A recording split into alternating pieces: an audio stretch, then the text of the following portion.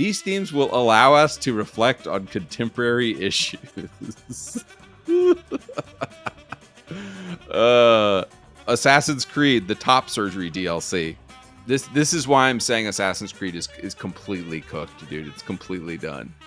What you should be doing as an owner and a runner of a company is trying to figure out, gosh, why aren't people interested in our game? Hey guys, Assassin's Creed is completely cooked as a brand. It's completely done. It's completely over. And I say that because in the new game that they're coming out with, which fans hated, nobody wanted this game. It's got a massive downvote dislike on YouTube. Nobody wants this game. And now they're saying that they're doubling down on it. They're definitely making this game. And I think it's pride and it's arrogance that has led them to this point, because Assassin's Creed is their biggest game and they think we're too big to fail. We can put whatever piggy, gay, communist slop in any game that we want, and you will gobble it down like the good little piggy that you are. It's pride that has caused this. And so, yeah, Assassin's Creed is completely done as a brand. And I think the quotes from this guy, this boss at Ubisoft, will kind of stick a fork in it and show you what I'm talking about. So a couple of months ago, around June, Ubisoft released 2 trailers for Assassin's Creed Shadows. One was one they were calling the World Trailer, and one was called the Official World Premiere Trailer. And both of these are the official Ubisoft videos on their YouTube channel. And one of them got 24,000 upvotes and 146,000 downvotes. And the other one got 298 upvotes and 592 downvotes. And so there's something that people are finding very upsetting and very disturbing about this, and they're not wanting to play this game. And I don't think it actually has to do with the fact that this guy's black. That might be a big part of it. But in a year, I think gamers are a lot smarter than people realize. And in a year of blackwashing, in a year of woke politics, people are seeing this, and people immediately know what this is about. People immediately identify the pandering. People immediately identify the woke politics now. And gamers are speaking. Assassin's Creed fans are speaking. They're saying, we don't want woke, homo Assassin's Creed. We don't want blackwashed, forced in minority Assassin's Creed. You guys have never done that with an Assassin's Creed game. And if you do it, we're not playing the game. We're not buying the game. And the gamers have pretty much already spoken about this. And just to give you a comparison here, this is something my wife brought up. Is it not incredibly racist to take one diverse person and replace them with another diverse person? You're basically shitting all over Japan's history by saying, "Oh, no, we're not going to have a Japanese person in there. We're going to put a black person in there for no reason." It would be the exact same as if there was an Assassin's Creed Africa game, which, Assassin's Creed Origins was in Egypt.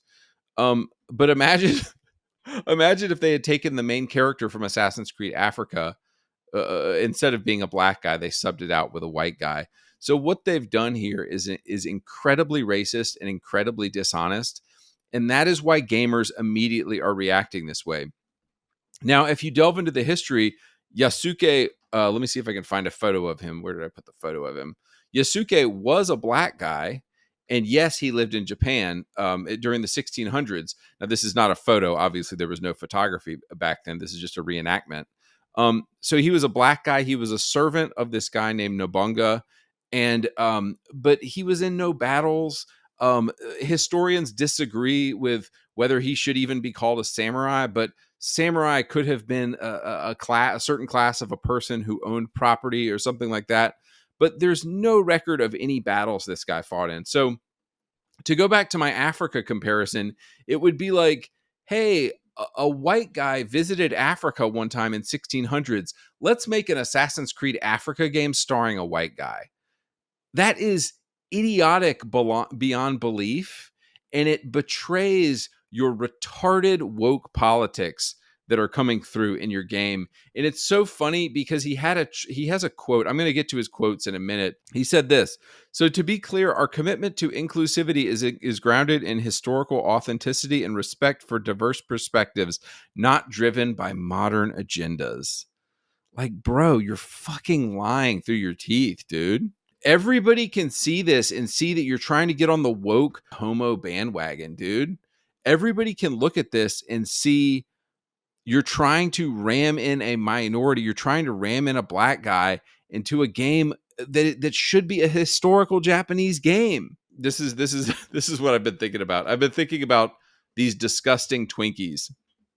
Look, when a product fails in market and everybody hates it, this is the guy, by the way, who's said all these stupid quotes. When a product fails, it's actually not our job to tell you why. All you need to be concerned with is that it failed. This game has failed to capture the imagination of your audience.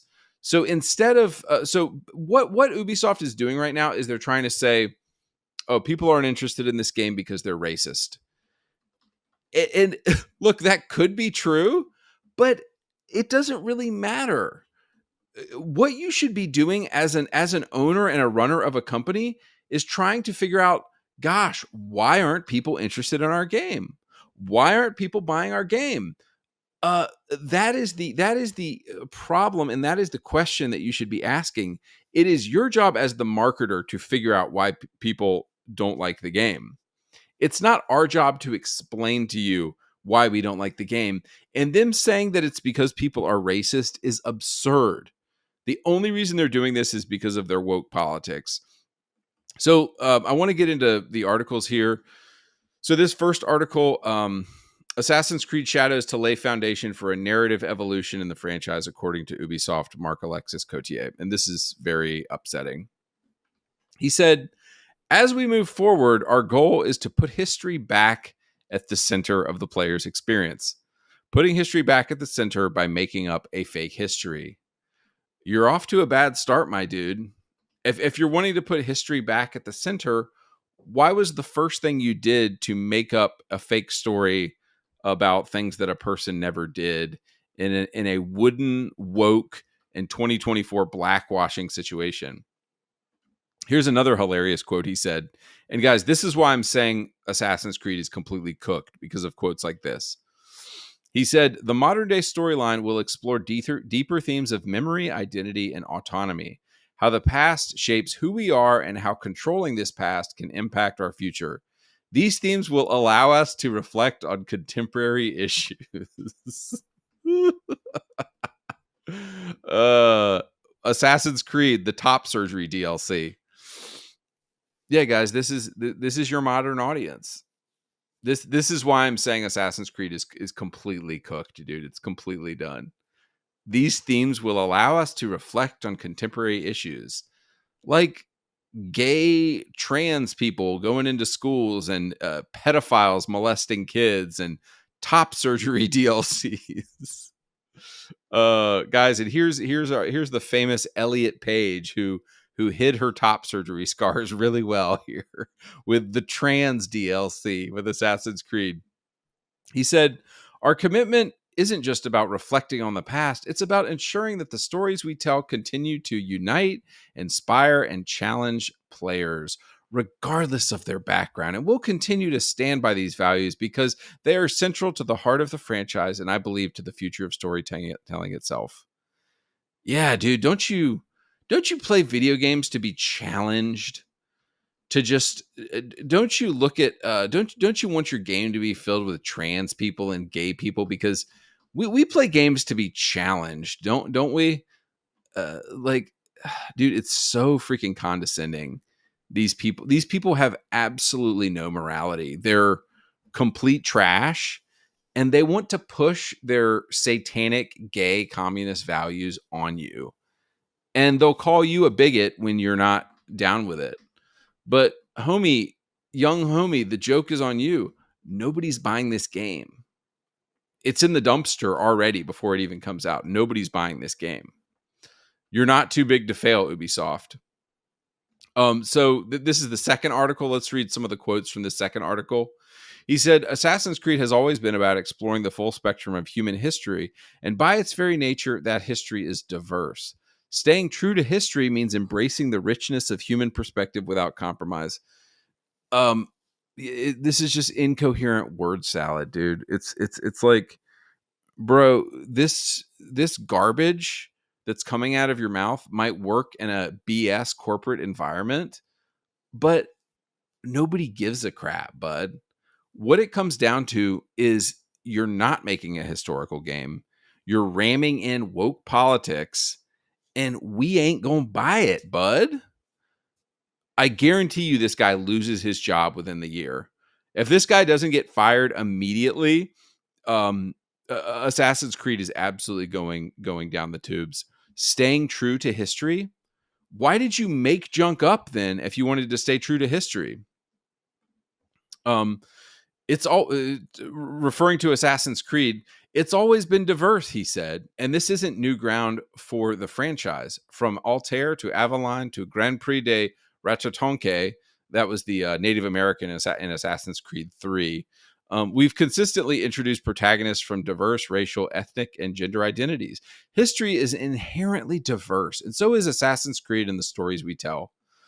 Except young Boo Boo. All of these games were historical. There's way more Assassin's Creed games than these. They've all been historical in the sense that they took people from that time and that period who could believably be in that time and period, and they put those people in the game.